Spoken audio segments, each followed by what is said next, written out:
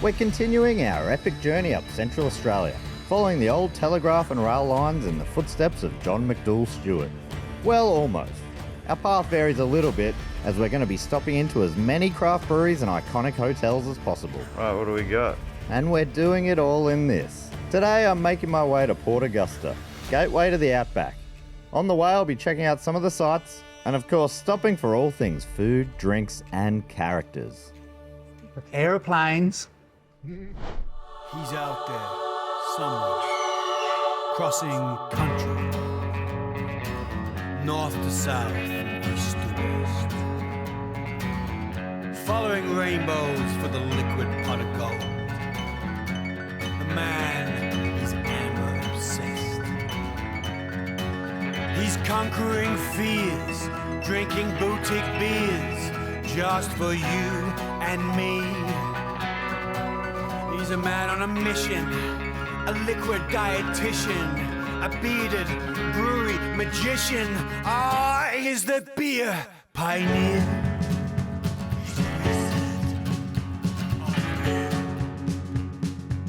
He is the beer pioneer. He's the beer pioneer. He's the admiral of cheer. He's the admiral of cheer. He is the amber cavalier. He's the amber cavalier. And he's the malted musketeer. He's the malted musketeer. He is the bevy buccaneer. He's the bevy buccaneer.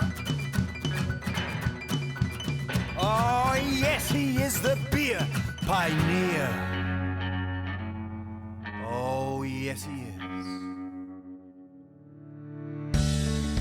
I'm in the Clare Valley, a few hours north of Adelaide, and one of the top places on any travel itinerary of South Australia. It's an early start for me, and I've copped driving duties to our first stop.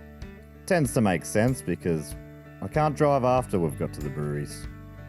So really the journey has only just begun, heading up to Darwin in the north. So used to being the car behind a big slow van being annoyed.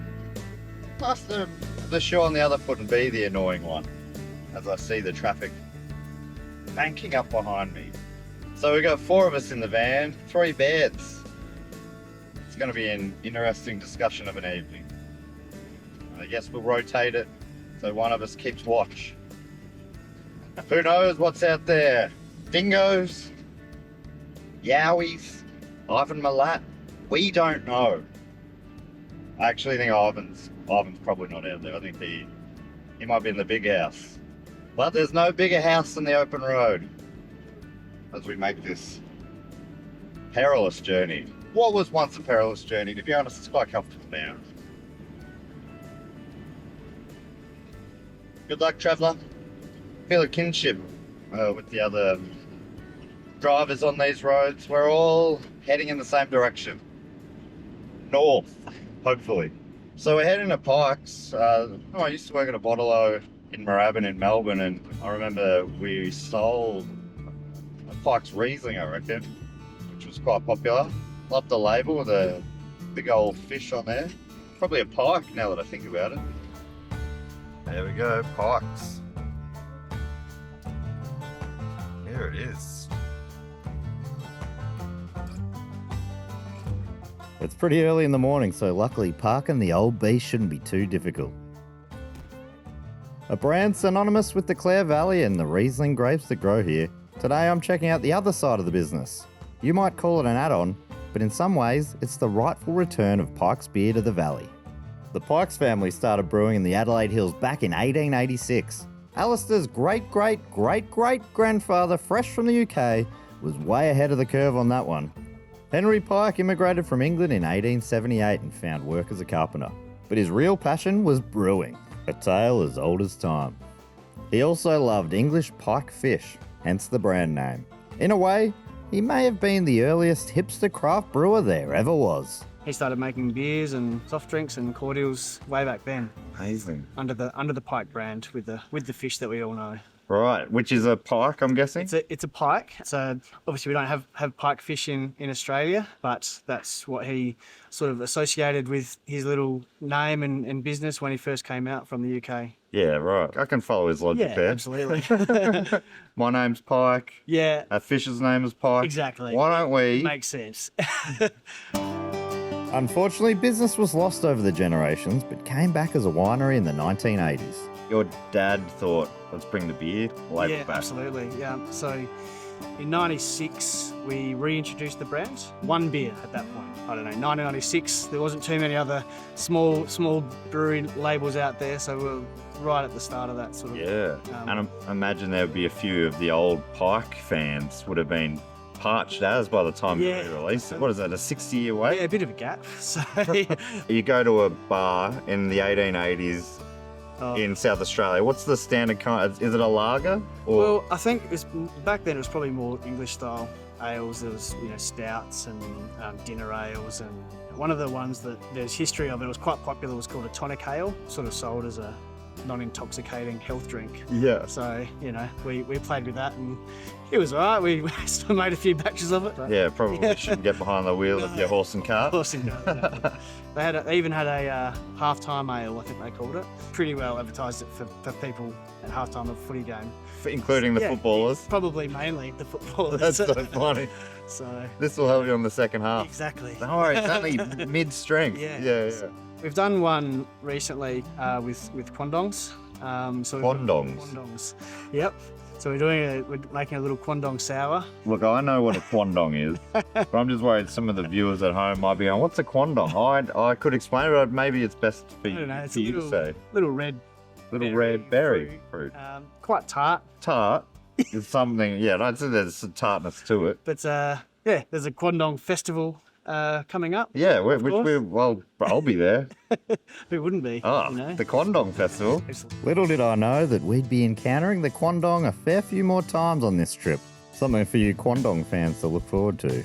All this talk of beer has made me kind of wonder, would it be possible to try some of these beers? Absolutely. And by the way, I love your look. I think it's a strong look. Might catch on. Yeah, I reckon. I reckon. Time to head into the brewery. Alistair, I love this guy's mo. Is he a pike? It's pretty serious, Mo. Yeah, that's Walter. He's sort of second after Henry Pike. He was Henry's son. There's some of the cordials and soft drinks we did. If I think of old-timey drinks, I think sarsaparilla. Yeah, and then mint freeze. I still don't know what that is. Oh, really? You've got to do some sort of mint freeze beer. Do it, absolutely. You'd love to have one of these, Walter or someone come in and have a look at What we're done. what you're doing now and how, Sure. it would, I imagine, blow their minds. Yeah, absolutely. It would. Yeah. Kind of stainless. Yeah, they're so shiny. They would have filled with some stainless, I think. So yeah, this is a brewery, cosy, but it's big enough for us. We got heaps of room to grow in here as well. So we've got a 20 hectolitre brew house. We've got the ability to produce about 350,000 litres of beer a year. So these are our big 4,000 litre fermenters, predominantly used for our Pilsner, our big selling beer. So we're really proud of where our lager is and the quality and consistency of it. In today's world of milkshake, smoothie beers and hazies, triple dry hopped, whatever, you just need that nice, crisp, clean lager to be a bit of a stablemate. Don't they say it's one of the hardest ones to master? There's nowhere for imperfections to hide. Yeah, absolutely. And we've had a fair share of beers that we're like, that's not quite right, and it's hard to hide behind. Lagers are coming back, I think, and people are wanting that style more and more. Well, that's as good a segue as any to head to the bar. Can't come here and not try a Pilsner within the shadow. Let's give that a whirl. So that's our absolutely latest, freshest batch. We kegged that about 5 days ago. Right. So really fresh, tasting really good. So Pilsner's always pretty much a go-to. Oh, that is lovely. And this is the kind of beer that nearly anyone could absolutely enjoy, right? Yeah, 100%. And that's the nicest Pilsner I've ever had. Well, so good. There we go. Can we cut the footage there and just leave it there? I used to really like Pilsners, but I think with the craft boom in Australia, I've followed it to the IPAs and the pales. Yeah, and that's where it went. You can't have 24 Yes. Raspberry cheesecake. Yeah, that's oat right. cream IPAs. Not or very whatever it might be. sessionable. No, exactly. One more seasonal beer in the Berliner Weiss style. Maybe in a butcher? Yeah, we'll do a butcher for you. Ooh, wow. Yeah. I can't really explain this. Maybe you'll be able to put it into words, but it tastes like this. Yeah, yep. What's going on there? Bit of sharp acidity, I guess. Yeah. Hitting your palate as you're having it. That's the acid, the zest. The summer here, these kind of beers just go off. It's always summer somewhere. That's right. We were set to go and then Alistair pulled out something special. So this beer here is a whiskey barrel-aged imperial stout. Oh, look at that colour. Soft oak sort of characters there, a bit of whiskey. You're definitely not missing the whiskey. Cheers, Alistair. Cheers, thank you. Oh, holy shit. Yep. Had such a great time here at Pikes. I've just got my meal, a beautiful salad. I was told not to drink any of the paddle while waiting for the salad, but it took 10-15 minutes and it was hard not to. So hopefully they still look like they're all even. I have been checking the tone. Hang on. Trying to get a C sharp.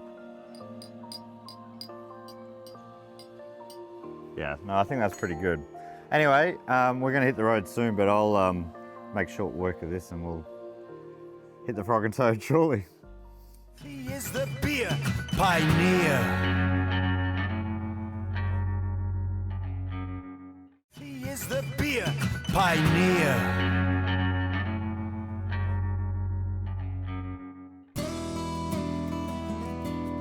We're in the Clare Valley and you can't pass through here without visiting the Watervale Hotel. 10 minutes south of the town of Clare, it's become the go-to place for all things wine and fine dining. And I'm sure I'm gonna feel right at home. To find out what all the fuss is about, I'm catching up with Warwick, who runs the place. Warwick, thanks so much for having us. Yeah. What a magnificent place you have here.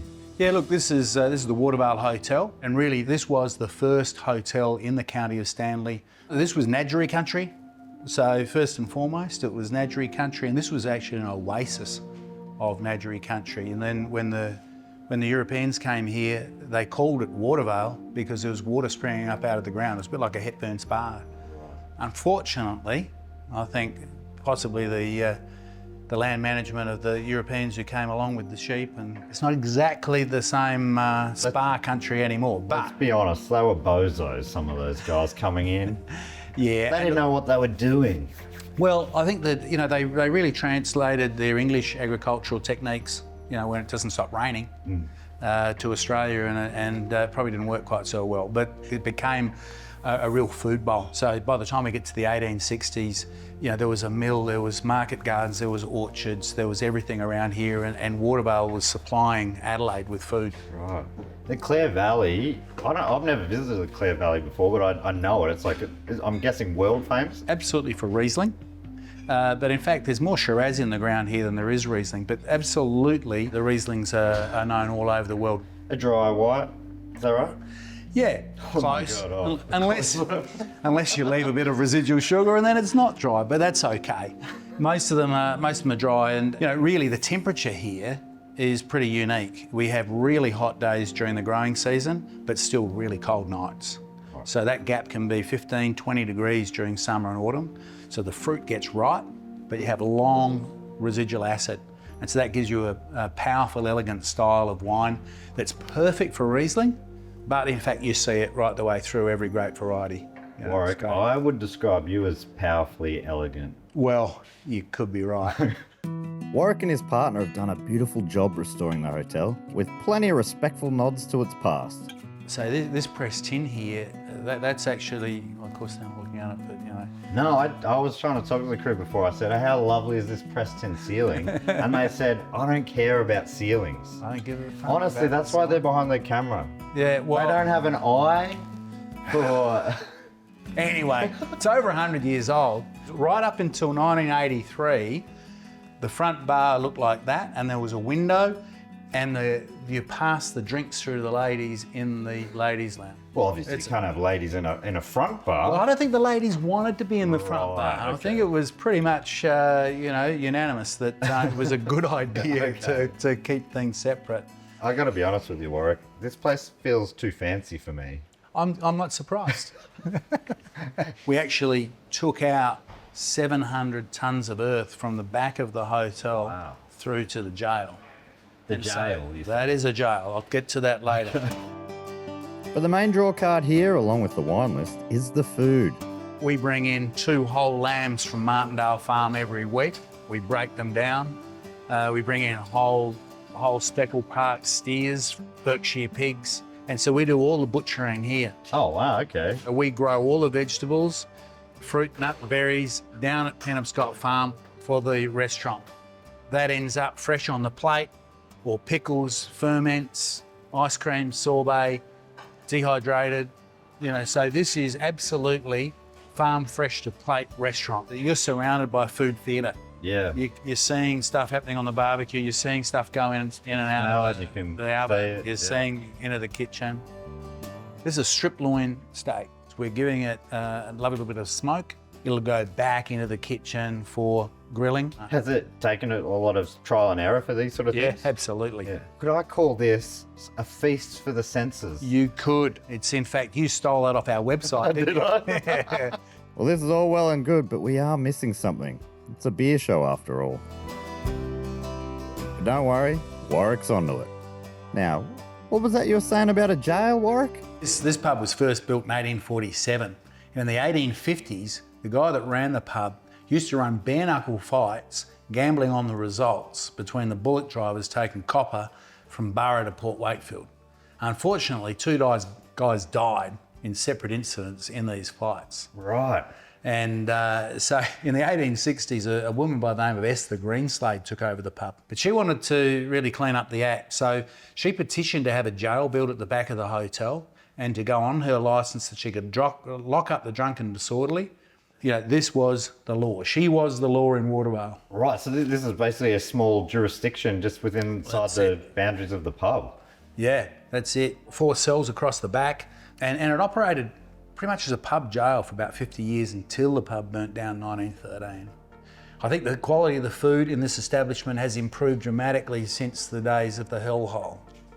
Yeah, I feel like that might be the case. Speaking of which, let's eat. Maybe in the restaurant and not in this almost definitely haunted jail cell. This is fancy. It is. That's why you're drinking wine. Yeah, that's right. And the wine is pretty local as well? Yeah, no, Matriarch and Rogue Malbec, absolutely beautiful, round, juicy, voluptuous. Oh, thank you so much. So Clare Valley is such a famous area for wine and food. Where does the name come from? Well, I think there was a lot of Irish immigrants came to this part of the world, and Clare, County Clare. There's also a part of Clare which is called Armagh, which is another county from Clare, Oh, okay. from Ireland. Oh, amazing. Oh, this wine's lovely. I'm feeling like an absolute king right now. How do I go about I think put it in your mouth. it? Okay. I mean, it's just the way most people do it around here. I'm feeling nervous to not muck up, but so it's just classically put it in your mouth, chew sort of stuff. Yeah, look, I'll help you. I'll put some nice things. Whenever here I've got for you. multiple forks in front of me, I start sweating. I'm like, Yeah. I don't want to pick the wrong fork. It's okay. There you go. Just get Oh all my these. goodness. Now, do you want me to cut it up for Yeah, you? if you could cut and help me. Okay. Here we go. Aeroplanes. Yeah, is that nice? Oh, that's lovely. Yeah.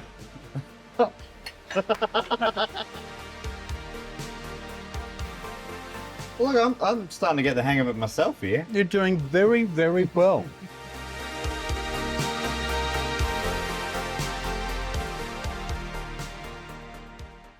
He is the beer pioneer.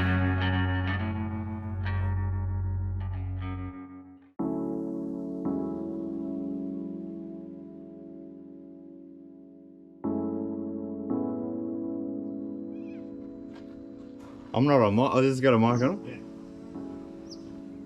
Where are we? We're Watervale, that's right. So we're heading off from Watervale. What a beautiful time we've had here. The pub was magnificent, an absolute oasis in country South Australia. I couldn't believe it, the food, the drinks, the company, all fantastic. Sad to leave, but we must leave because we're kicking on and heading on up the highway. I probably should check the map. I think it's a highway to Darwin. Can't wait.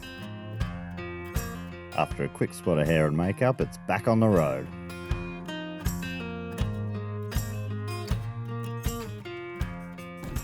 Oh, it's good to be back in the old rig. On the road again. Definitely feel comfortable driving a vehicle of this size. Nothing helps prepare you to seize the day like reversing a camper van out onto the road.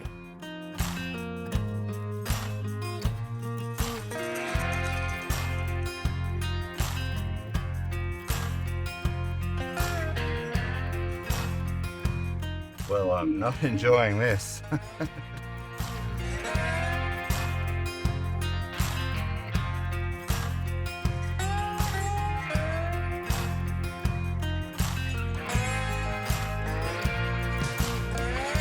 Throwing a few wrong turns and I'm starting to feel alive. This thing has the turning circle of a jumbo jet.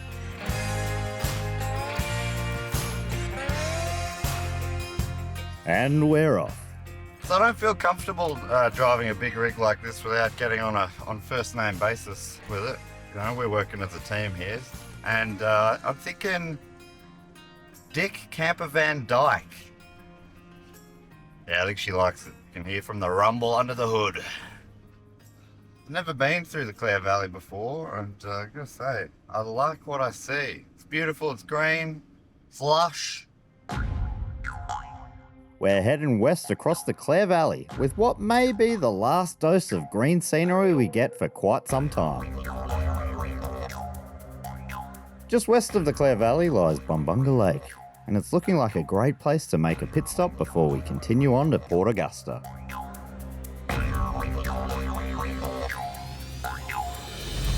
I'm here at Lake Bumbunga in South Australia, aka the Pink Lake.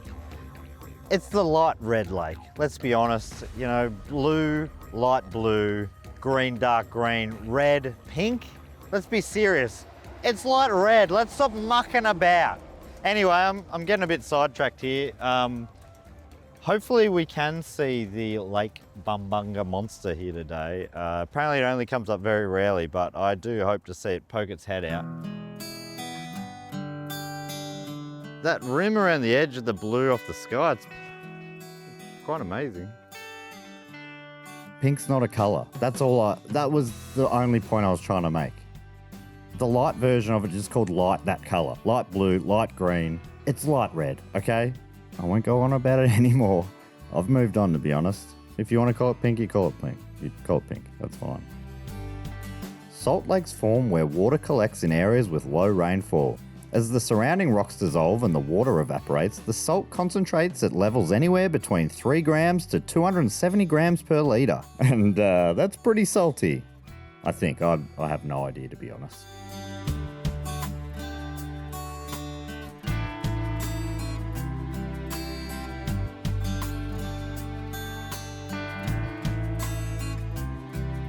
This lake's been mined for salt since 1881, and it's known as a pink lake, and it gets that name because of the algae and the salinity, which is pretty amazing. Hopefully you're picking that up, but it is a beautiful pinkish hue.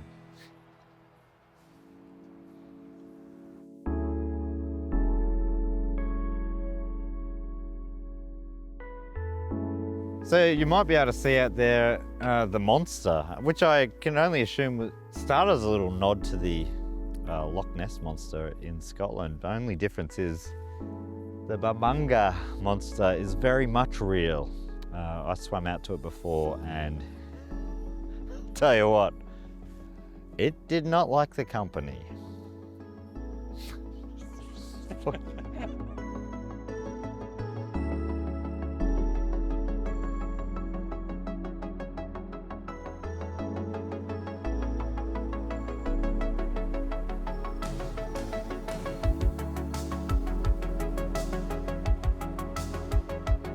the shadows the rocks are casting, it feels like we're walking through a work of art. I reckon they should build a whole Salt Lake City. So I know that sounds ridiculous, but imagine you get a city that is all Salt Lake.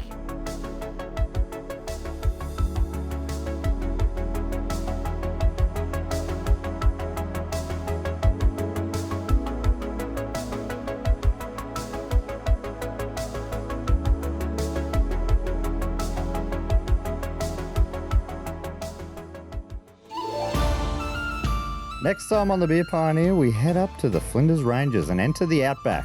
And it's here things start to get a little interesting. Oh, yes, it's everything I hoped for. We'll see you then.